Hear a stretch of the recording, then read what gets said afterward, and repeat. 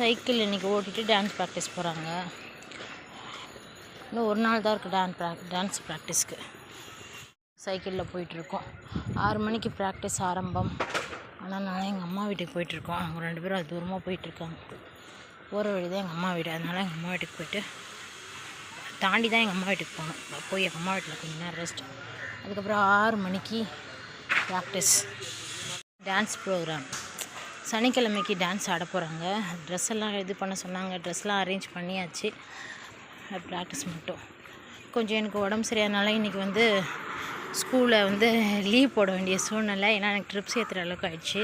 அதனால் ட்ரிப்ஸ் போய் போட்டுட்டு காலையில் அதனால் வீட்டில் இருந்துட்டாங்க. நாங்கள் இருட்டாயிடுச்சு பாருங்கள். திருவிழாக்குனால கலர் லைட்லாம் போட்டுட்டாங்க.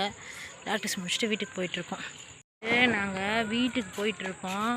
சைக்கிள் ஓரமாக ஓட்டு பிராணியா இரு, தம்பி வரான். மாடு வேறு நிற்கிது பார்த்திங்கன்னா. அழகாக லைட் போட்டாங்க. ஏன்னா சனிக்கிழமை ஆரம்பிக்குது திருவிழா. அதனால் ஓரமாக போ, வண்டி வருது.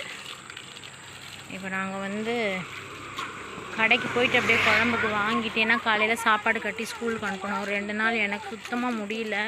ட்ரிப்ஸ் ஏறுற அளவுக்கு ஆகிடுச்சி. Health problem. அதனால் நாங்கள் 2 நாளாக லீவ் போட வச்சாச்சு. ஸ்கூலில் லீவ் சொல்லணும். நாளைக்கு தான் போயிட்டு ஏற்கனவே சொல்லியிருக்கு. இருந்தாலும் ஒரு வாட்டி சொல்லி விடணும்.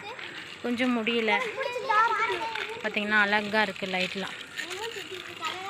மூஞ்சி இருட்டில் ஒன்றுமே தெரிலவா. இருட்டில் நீ தெரியவே இல்லை. கருப்பாக தெரியுது. நீ கருப்பாக தெரியுது.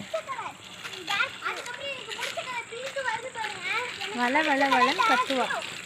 கட்டாமல் போங்க. அது மெயின் ரோடு வரைக்கும் போட்டிருக்காங்க. நல்லா இருக்குது பார்க்கறதுக்கே அழகாக. சரி, இதுக்கப்புறம் நாங்கள் இன்னும் ரொம்ப இருட்டாக தெரியும். ஏன்னா எங்கள் தெருவில்